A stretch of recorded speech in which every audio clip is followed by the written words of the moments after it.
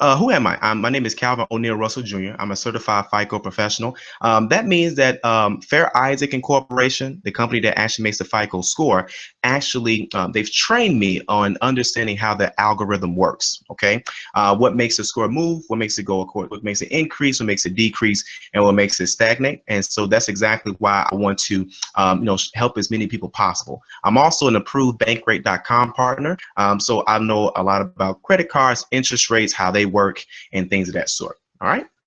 Now, what is Go Simply Pro? Go Simply Pro is a credit consultation company that educates its clients on credit scores and reports. Our mission is to help our clients achieve their financial and credit goals. By the way, my clients average a 25 to 30 point increase per month, and that's on average, by the way. Some are doing more, some are doing less. Okay. Now, this right here is just some of my client success stories. As you guys can see down at the left-hand side here, I'm going to see if you guys can see my mouse. I don't know if you guys can. Hopefully you can. And you guys can see here, I had a client. She started in March. Okay. This was a March, and she's a 597. All right. And as you can see here, by September, she was a 752. Okay, so that's about 6 or 7 months. Okay, we have another client. He was a 609, and in 1 month he was a 722. These are real clients, real success stories, by the way. And we have another client here. Now, I forgot to take a snapshot of where it was before, but you could just kind of do the math. Just 115 points minus 609. I believe that's 497, 496. That was in 30 days. And then if you guys see the date right there where it says November 4th, down at the bottom, you're going to see where it says right here, right over here, it says November 11th. Okay. And so November 11th, it shows that the score went up again, another additional 47 points. Okay. Now, all right, so now what's the first step? Okay, first I want to show you guys that to show you that I know exactly what I'm doing and I want to help as many people possible. But sometimes, people they're giving advice and they're not really experts in the field. Okay, I'm not saying that you can't get good advice everywhere. What I am saying is that you want to make sure that you're listening to people that's actually help people do or actually have achieved what you're trying to accomplish. Okay, so the first step on getting approved for an apartment with any credit score or bad credit, number one, get your credit report. Okay, every landlord uses different types of software and programs to pull a report. Okay, the most common is it says our Safe Rent and Rent Bureau. Okay, since we don't know what they're going to use, you will have a few different options. Okay, now there's multiple ways that you can get your credit report and things of that sort, but it's not just the report. I forgot to put up their credit report and score. It's more so trying to figure out what they're using. Okay, and we'll get to that in a hot second. I would say the easiest one to get is Credit Karma. Now, I know a lot of people have their own ideas of what Credit Karma is. Keep in mind, guys, 90% of lenders use the FICO score. Okay, but you can technically get your report from anywhere because the report is going to be the same. In most cases, there's a whole bunch of other places you can get your report as well too that I didn't list, like annualcreditreport.com, things of that sort. But for the most part, the report is going to be the same. Okay. You have 3 credit bureaus, so you can get your reports from anywhere, but you want to know what scoring algorithm software or program that they're using. Okay, so we'll get to that in a second. So just so you can know what's on your report itself, I would suggest go to Credit Karma. Granted, Credit Karma is only going to show you your TransUnion and Equifax report. You can get your Experian report from annualcreditreport.com. By the way, that's all free. Okay, now you're probably saying, well, why would I use Credit Karma if you said 90% of lenders use the FICO score? Again, the reports are going to be the same, and it doesn't make sense to pay for something that's not the real deal. Okay, that's just my philosophy. Number 2, you can go to myfico.com where you can get all of your reports and all of your scores. And those prices are going to range anywhere between $20 to $60. Now, it's $20 per report. There are 3 credit bureaus, so technically that's 3 reports. So that means it's going to either pay $60, or you can get their monthly subscription, which is only $30 a month. Okay, if you go with the $30 a month plan, which a lot of my clients have, then you'll be able to see all of your scores and all your reports, and it gives you daily score changes and updates. Okay, Credit Karma gives you updates every single week. Okay, and of course that's free. But again, they use an algorithm called Vantage 3.0, where less than 10% of lenders are using that algorithm. Okay, then you have number 3. Privacy Guard. Privacy Guard is going to give you all 3 scores and all 3 reports again, but not a lot of lenders use that scoring algorithm. So technically, you're only paying for the report, which brings us back to number 1, Credit Karma. If you're going to pay for it, you might as well. I mean, if you're going to pay for a score that no one is using, you might as well just get it for free going through Credit Karma. Okay, because again, 9 times out of 10. If the report is about the same, then your score is going to be about the same. All right. And you're going to find out a lot of landlords they may have a set number. Let's say some apartment complexes or homes or condos, they may be looking for a 620, but that doesn't mean that they won't take a 615 or a 610. But I'm going to show you how to find out what they're using. Okay. So that's step number 1.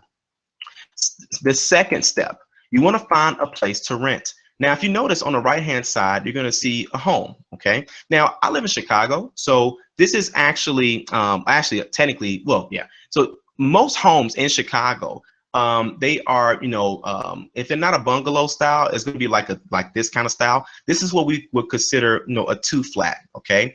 I'm not sure if someone's lived in the basement or not. Can't really tell.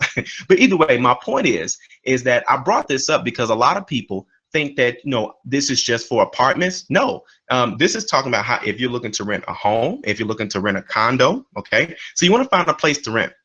My recommendations, number 1 is realtor.com. I like realtor.com because it's straight to the point. There's not a lot of advertisements and not a lot of things taking you different places. I know, which I'll get to Zillow in a second. Because one thing that I don't like about Zillow, even though it's number 2, is that they want you to download the app. So you really can't. So like, let's say if you're at work and it's kind of like the only free time you have to look at a place, it will only show you so many pictures without you having to download the app. If you download the app to your phone, then you have to give it automatically has access to your location and all this other stuff. So it takes a lot to take that stuff off. So for example, if you download, let's say, the Zillow app and you say, okay, I'm looking for apartments in this area, it can be helpful, but then sometimes it could be irritating. If you say I'm looking for an apartment in Chicago or, in Oak Park or Oak Lawn, whatever, and you get near that area, it's going to say, hey, there's an apartment nearby. It may not even be in your price range. Okay. But either way, my point is that I like it because of that feature, but then a lot of people complain about that feature too. So I put it up there because for some people, they might like that, say, oh, I didn't know I was this close to an apartment I was interested in or whatever. Okay. Then you have Trulia, which Trulia and Zillow are about the same thing because I believe they're owned by the same company. All right, so it's about the same. And which, by the way, they merged. A lot of people don't know that Zillow and Trulia technically owned by the same company. It wasn't always like that, but now it is. All right. Then you have apartments.com, etc. There's another site called rent.com. It's pretty much all the same. But either way, those are my recommendations to find what you're looking for. Okay. Don't be too specific. There are ways that you can do certain things. Okay. A lot of people don't even know it, but you can also negotiate rent. That is one thing I learned from the great Dave Ramsey in his book, Financial Peace. And he talked about negotiating your rent. And my wife and I, back when we were renting not long ago, we had negotiated our rent. Our landlord wanted $950, and we were able to negotiate it down to $915. So we saved, what was that, $45? So no, $35. So I mean, that's huge. Okay, and it's simply just axing. But again, I'll show you guys a little bit about that towards the end, how to negotiate the rent. So if you're let's say your budget is say $800, $900 a month, you can look at a place that may be $1,000 a month, and you can negotiate that. But there are ways to negotiate. You got to have some feathers in your hat. Okay, so yeah, I'll show you guys that very shortly. So the third step, you want to call the landlord a property manager. Now, I know a lot of you guys said, Calvin, you're showing me all the mundane stuff that I'm already doing. Yeah, but I'm going to show you how to tweak certain things that you're doing. Okay, so once you find a place, you want to contact the landlord, property manager, or listing agent for the apartment, condo, or home rental. Okay, but here's what I realized. A lot of people go straight to the old simple stuff. Hey, how are you? I like your apartment. I want to rent it. How soon can I see it? You go see it. Of course, you like it because you like the photos, right? And then you go see it and say, okay, great. Let's go ahead and fill out this, this application. And then don't be by yourself, because then, of course, now your friend, your boyfriend, your girlfriend, your spouse, okay, you're now having to put them on the application as well. Then you have this wonderful thing called an application fee. Then, of course, you give them the application fee with the application, and then they send it off, and you cross your fingers and hope for the best, knowing good and well that your score did not meet their requirements, or knowing good and well you're hoping they're not going to see that eviction. Okay, here's the deal.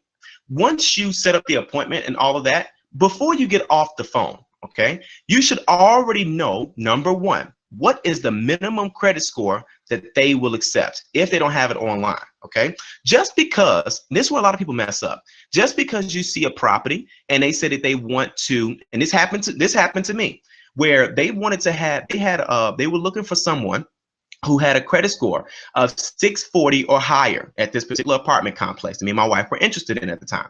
And my score was lower than that at the time.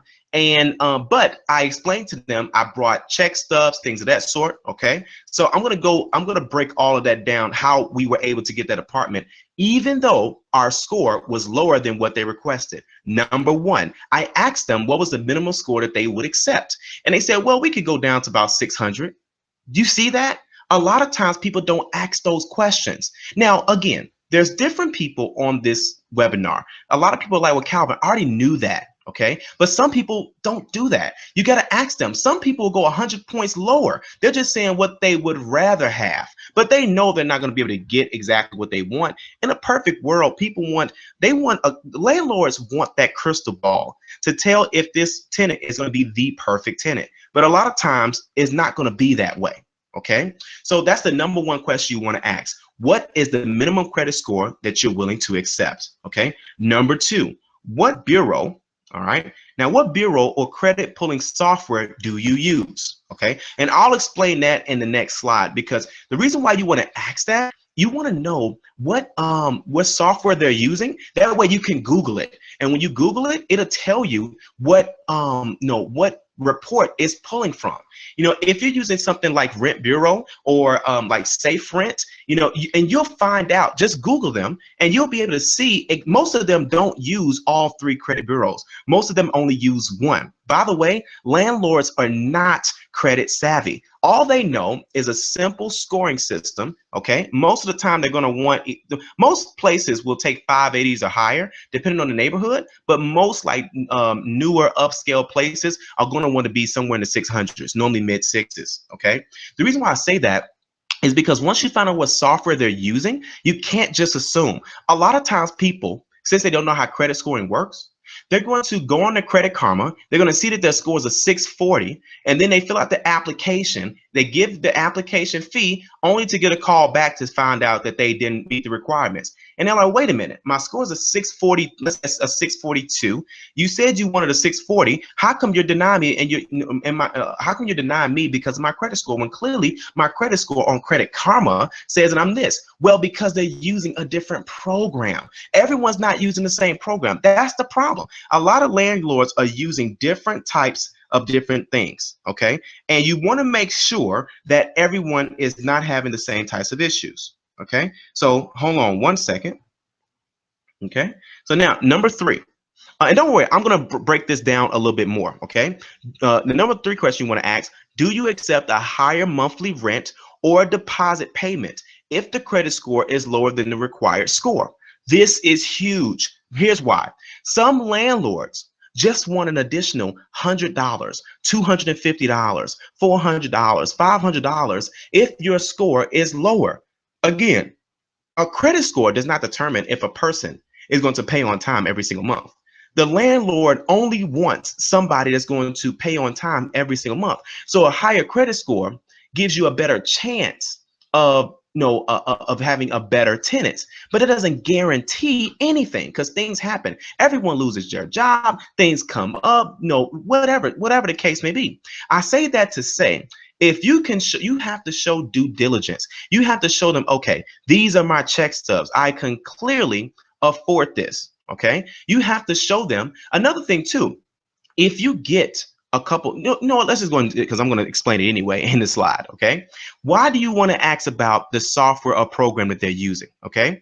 When you ask the landlord or manager what software they're using, you'll be able to find out your score first before paying the application fee and getting denied. For example, if they're using something, let's say called Safe Rent, you'll be able to Google that and find out that, that Safe Rent, could use Equifax or Experian. Okay. And just simply ask them. It's not that you're trying to manipulate something. They want to they want to rent to a professional, and a professional person, a serious person, will ask serious questions, not just throwing money away.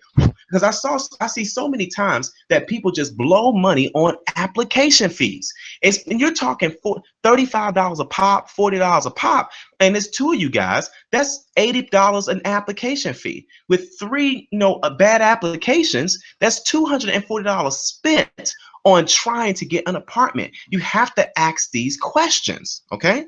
So let's say the landlord uses a program that pulls from Equifax and it uses the Vantage 3.0 score. By the way, they'll know this. Even if they don't know that deep of information, they'll be able to tell you what they use to pull credit. And if they say we use whatever program, Google the program and it will tell you what bureau they're looking for. So let's say, for example, they're using a program and they say it pulls from Equifax, okay? And it uses the Vantage 3.0. You now know that you can use Credit Karma to see that exact same score that they will see. So there won't be any confusion. I work at a dealership full time. I cannot tell you how many times people say, well, that's not the score I saw this morning. That's not the score I see right here. Here, look at this score. It's not the same. People don't even know that FICO offers 9, yes, the number after 8, the number before 10.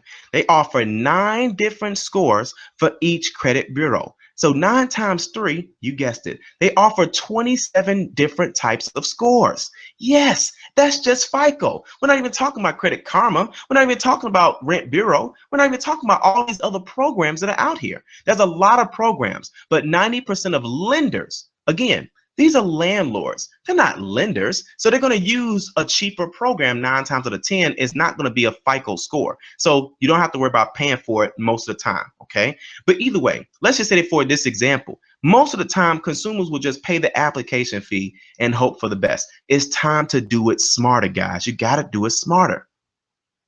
The 4th step, negotiate an agreement. Okay. Now, here's the deal. If your credit score is lower than the required score that the landlord is looking for, this is when you can negotiate agreement between you and the landlord. Now, it's not the whole jive talk about, hey, I see that you want, a 640 credit score. I'm a 540. Okay. And, can you just let me stay in? No, it doesn't work like that. You have to come to the table. You have to show them that you are serious. For example, I'll give you a couple of ideas I've given my clients. Number one, let's say, for example, they're willing to take a higher security deposit that you make non-refundable. I'll give an example. Let's say a landlord only wants $1,000 to move in. You give that landlord $1,500. You make, of course, that's $1,000 for the security deposit. The other $500, you make it where it's non-refundable for 6 months, just in case you're late, okay? And you can add that to the lease agreement. Now they got $500 of your money. Money talks. So when they have $500 of your hard-earned money, they know that you're serious because you have skin in the game. It doesn't have to be 500. It could be 250. Again, they want someone that's going to pay rent on time. They really don't care about your credit score. Honestly, the only reason why landlords look at credit is because banks look at credit when they're giving you a car, a home, a personal loan, student loans, all that type of stuff, right? So they're just doing the same thing, and a higher score, gives you a better chance of, it pretty much lowers the risk factor of a tenant actually paying rent late, okay? Just so you know, tenants sometimes just pay rent late, okay? But either way, my point is that you can do it, okay? So, for example, number one, a higher deposit or a higher monthly rent. For example, if you're looking for a place and your budget is $800 and you can afford to go $850, you can then put that in the rental contract and say, hey, listen, I'll pay $850, $50 more for the next 6 months, 9 months, or whatever, and it's non-refundable. That way, if you let me stay in this place. This is huge if you have evictions. Okay. Now let's talk about evictions for a hot second. Because I know a lot of people on here, they got evictions for different types of reasons. Some people have stayed with other people that didn't pay rent on time. And because everyone's name was in the lease, everyone now has that public record on their credit report. Okay. I know how it goes. Okay. Or think you may just probably fell on hard times, or you probably didn't care back then. Whatever the reason is, the evictions on your report. Okay. If you call, because first off, every public record is exactly what they call a public record. For example, I live in Illinois, so all you have to do is Google Cook County Magistrate. I don't know if I'm pronouncing that right. I don't care. So either way, you just Google that. Whatever's on your report, just Google it. Okay. And then it'll pull up, what it looks like. Then you'll be able to look up the online case documents. Okay. Most of the time, you can just put in your last name. Hopefully, it's not like a common last name, or you can put in the case number, the file number. All of that is on your credit report, or it's going to be on one of the three, which, by the way, that was step one, getting your report. Okay.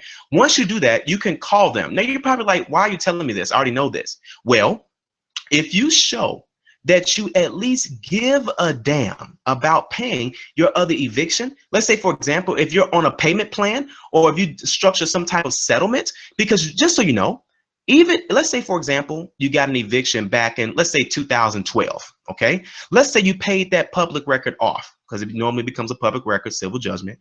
And let's say you pay that off. If you now pay that off, did you know that that can still be on your credit report? Okay. Now, of course, just so you know, there's no one in the industry, credit repair, credit consultation, even I myself, that can guarantee 100% that it can get removed. Okay. So assuming that there is a chance that it cannot get removed, because a lot of times they spend so much time trying to remove items. Credit is not just about removing items, guys. And a lot of times too, just so you know, first off, things only stay on credit reports, 7 years, okay, after not the last activity date, but most of the time, and not the last reported date, but most of the time, like around the last time the consumer actually had activity with the account. Or sometimes that's normally around the time that it closed, okay? But you can always find out the last activity date. It's normally within a few months after the account closes. Either way, my point is, as things get older on your report, they have a lower impact on your credit score. So don't try to, blow your brains out trying to remove this stuff, okay? Landlords want to see effort, okay? Now, the reason why I know this, because I'm a landlord myself. You want to see, I like to see that a person is showing effort, okay? And a lot of landlords feel the same way. So if you have a previous eviction and you're on a payment plan, at least show that you are paying on them, okay? Regardless of the reason, okay? That's one thing you can do. So that's, have a payment plan or some type of settlement plan showing that you're making, an effort. And your credit report will show that. You'll be able to show a balance, and you'll be able to get an updated report. An updated, balance, from, the website itself, or sometimes a law firm gets involved. There's a lot of ways to get an updated balance, okay? And you show that updated balance, and if let's say, for example, you got evicted and everything total came out to $1,500, you started a payment plan, and now you only owe, let's say, $800. If you show that, you say, hey, I'm making payments on a monthly basis because I care about paying them, okay? And I understand you may not trust me based on what you see on paper, okay? But I am able to do such and such, okay? Now, I was able to get into an apartment complex. My score was about 38 points lower, okay, than what they were looking for, all right? And I had something that looked like an eviction that was on there. So I'm telling you guys, all you have to do is just say, okay, you have to show them that you're making an effort. And they say, you know what? We can rent to you. And that's where it's an interview process. That's the thing. They're technically interviewing you as they're showing you the property. So you have to sell them yourself. It's a job interview. So you have to say, listen, these are what my check stubs are. I get paid every week or every 2 weeks. No, this is what's in my savings account. You have to listen. You have to be more open with these people, because remember, on paper, especially if if you have a low credit score or if you have bad credit, on paper, you look like you suck. Okay, so if it looks like that on paper, then you have to do more than that 720 score. You have to do more than that 650 score, that 620 score. Okay, you have to show them, hey, listen, this is what's in my savings account. This is what's in my 401k. This is what this is the refund check I get, or something. You have to show them that there's effort. Okay, and that's how you negotiate it. Here's another thing you can do. You can get a letter written, not from your mom or your dad. I saw that one time. Of course, mom and dad are going to say something nice about you, not references. But which, by the way, you can do references, but not using your mom as a dad as a reference. What I mean by a letter, you can get a letter written from a previous landlord or current landlord. Let's say, for example, your credit was good, bad, decent, whatever, and you're a current and you're in the apartment that you live in now. You now want to move for whatever reason, okay? Your landlord will have no problem either writing a letter, typing up a letter, or you type up a letter and they sign it, simply saying, hey, this person, may rent on time, in such and such amount of days. I'm sorry, such and such amount of months, okay? There's nothing wrong with doing that. By the way, if I'm talking too fast or something like that, and if you guys have any questions, comments, or concerns, you can text me all questions, or you can type them in at the bottom, right there at the bottom of the video. Okay, so I don't see any questions, so I'll go ahead and keep moving. And of course, like I said, you can text it to that number inside. Just scroll down, it's right under the video, and it shows where you can actually text the number to, text your question or comment, to the number on the screen. Okay, so moving on. The fifth step, okay? Now, this is something you can do before you get the apartment complex and after you get the apartment complex, okay? So the fifth step is you want to report your rental payments. Oh my God, right? Nobody talks about this. Why? Because this just came out, all right? So now, if you currently stay someplace and you're looking to move, and let's say you paid rent on time for the past 3 months, 6 months, 10 months, 12 months, up to 24 months, there's a company that I'm partnered with called Rental Karma. No, they're not a part of Credit Karma. All right. Either way, Rental Karma, they're an organization, it's a business that reports rental payments. Okay. Now, how does that help you? Number one, if you're living in an apartment complex, a home, or something that you're renting right now, and you've paid rent on time for, let's say, it can only report up to 24 months. Let's say for the past year, you've been paying your rent on time. Again, rent is not automatically reported to your credit report. Why? Even though it's the biggest living expense, what's the biggest expense you guys pay? Living expense. And it's amazing that it's not on your credit report because it's not borrowed money, okay? So you have to go to a third-party company to get that information. For example, if you're living in an apartment complex right now, you paid the last 12 months on time. You call Rental Karma, you sign up with them. Rental Karma contacts your landlord or apartment association or whomever, and they verify that you paid those 12 months on time. They then report that to your credit bureaus. Okay, so why have you never heard of this company? Simple. Fair Isaac Incorporation, FICO, and Vantage 3.0, most popular with Credit Karma, are now calculating reported rent payments into your credit score. I just said two different things. Number one, it's on your reports. So now you have a paper trail of having your on-time rental payments, okay? That helps with your next apartment search if your score is not this best. Now, secondly, since you've now added positive history to your credit report, again, that's positive history. Now that you added positive history to your credit report, your score will take a slight increase. I say slight increase because everyone's different. Everyone's credit report is different. That's listening in on this webinar. Okay, so if I said it's going to be a big increase, now some of my clients have seen a 20%, a 20-point jump, a 15-point jump, a 5-point jump, whatever. Okay, this is something that they're getting credit for that they've already done. So it shows a paper trail of everything that you've already paid. How awesome is that? Okay, so now how does this help you in the long run? They also report current month to month, no contract, Okay, if you sign up with them, they report current rent payments. So that means that every month that you pay rent on time, and not just on time, every month that you pay rent, they're going to report it to the credit bureaus. Okay, now right now they have an agreement with TransUnion. They're also finalizing a deal with Equifax right now, and they don't have an agreement with Experian. But don't worry, most places use TransUnion, especially when you get in a car. Later on, when you get a house, things of that sort.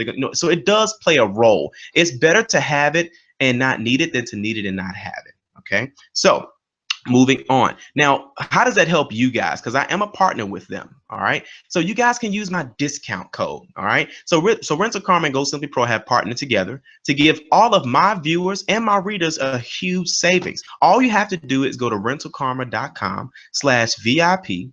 You're going to use the code Go Simply Pro. Their normal price is $10 a month. Okay, so let's say, for example, you've been living at a place for 24 months. Okay, you paid rent on time. You want to get that reported to your credit report to help you get the next place. Well, that's going to run you about $240 plus their registration fee of $30. So that's $270. Or if you use my discount code, it's gonna slash that in half. Okay, so that's a huge difference. All right, and then of course I believe it's $14.95 to $20 a month for couples. With the discounted price, it's only $4.95 a month for an individual and $6.95 for couples just by using my code. Okay, so now that's also $5 a month for each previously paid rent payments added to your report, and you can add up to 24 months of previously paid rent payments to your report. How awesome is that? This law just got passed last year that is now a part and is now calculated into your credit score. How awesome is that? Do you want to know why people are not talking about this? Because you're talking to people that are not certified FICO professionals. Let's move forward. Now, let's say you do all of this. You're not getting any luck. Then it may be time to improve your credit score. Okay. And there's nothing wrong with improving your credit score, guys. That's what it's all about. All right. So, what do you get with Go Simply Pro? I give my clients 3 phone consultations, okay? 1 for 45 minutes and 2 for 30 minutes, okay? You also get 3 step-by-step written game plans. The game plans are a written version of everything we talk about over the phone during your consultation. So you're gonna get a game plan right after, normally within 24 to 48 hours, okay, after your phone consultation. We talk about all 3 of your credit scores, all of your reports. We look at, I take care of all of your disputes for you. By the way, dispute does not mean delete. I want to, but you'll find it out later. Unlimited Q&A for 6 months via text or email. And if I think there's something we need to talk about in between our phone consultations, I'll give you a call. You also get an automatic Excel budget sheet to help you budget, and also a free My FICO booklet. Okay. Now, I know you're probably thinking, well, I can get these services anywhere. Why would I go through you? Well, it's pretty simple. Lexington Law charges about $89 a month. Okay. Times that about 6 months, because my program is only for 6 months. You're probably like, well, how long does their program last? Exactly, until you get tired of paying. Here's the deal. The reason why my program only takes about 6 months, because on average with my clients averaging 25 to 30 points a month, we're normally in the 600 bracket or 700 bracket within those 6 month time frame. Okay. Again, everyone's situation is different. So some people may get it quicker. Some people may get it longer. I'm just giving you the average. But either way, within 6 months, you would have paid $534 to Lexington Law. With creditrepair.com, you pay $69 a month. In 6 months, you would have paid them $414. Go Simply Pro only charges $300 one time. Or we also have a payment plan. It's only $130 due up front and $39 a month for 5 months, and that totals out to $325. Right now, how great is that? But here's the thing. I know you guys could have been anywhere at any time, but you decided to be on this webinar.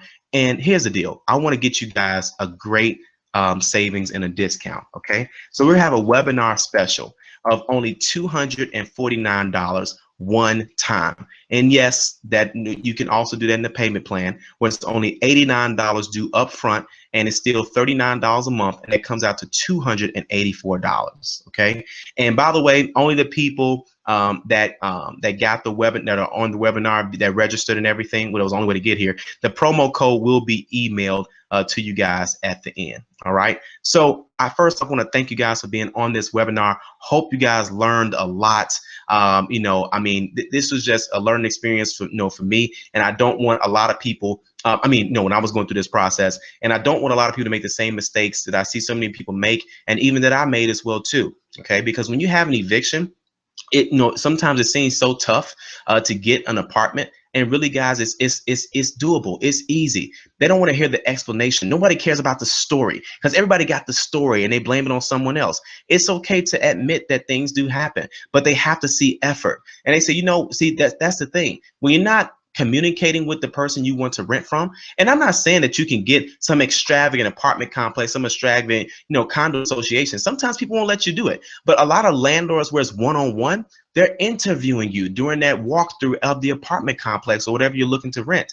So you have to sell yourself and say, listen, there is an eviction on my report. It was 5 years old, and I messed up back in the day. I am on a payment plan. The balance is such and such amount of dollars or whatever. Or even if you just started the payment plan, it still shows effort, and show them, hey, listen, I understand you're taking a risk on me, so I'm willing to pay, you know, a higher deposit or a higher monthly rent. Okay. Now, when I was talking about negotiating the rent down, this is for the people that's kind of like borderline and they don't really have necessarily big credit issues, but you can negotiate that rent down. How can you do that? Well, this is where Rental Karma is going to help, because you have that paper trail to show that you paid your rent on time, and you'll be able to say, hey, listen, I see that you have your property listed for $1,000 a month.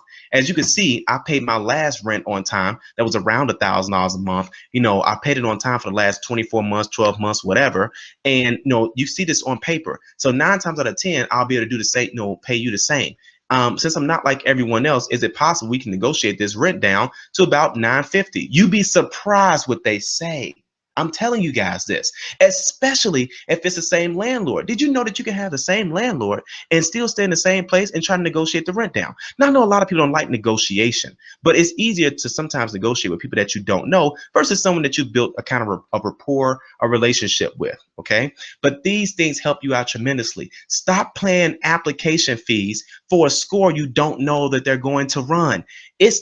If a landlord has a problem telling you what software they're using, there's nothing you can do to manipulate the software. And if they ask, well, why do you want to know that? Well, I know that there's 3 credit bureaus. I know I have 3 different types of scores. I want to make sure before I waste my time and yours that I meet your qualifications. Okay, great. You say something that's simple, and I'm serious about getting this apartment. I'm serious about renting this home, this condo. I want to make sure that I meet your qualifications, and I'm not just giving, and I'm just not paying an application fee and I'm wasting your time, because you want to show this to a qualified prospect, and I'm a qualified prospect, but I want to make sure that I meet those qualifications. And just little things like that make a huge difference. They have no problem giving you that information. They want to rent to you. They want someone that's going to pay rent on time. They want that. They don't, honestly, they barely even care about evictions. You have to show them effort. You have to show them that your application is different than everybody else's. Everybody's applying for the same place. Everybody's got bad credit. You can't keep doing the same things that everyone's doing, just walking in, oh, this is nice, and then giving them an application fee. Say, listen, I know my credit score is not the best. I know it's not, but how can we work this out? I can give you an additional deposit. I can pay an extra $50 a month, $20 a month. I can do such and such. I can get, there are things that you can do.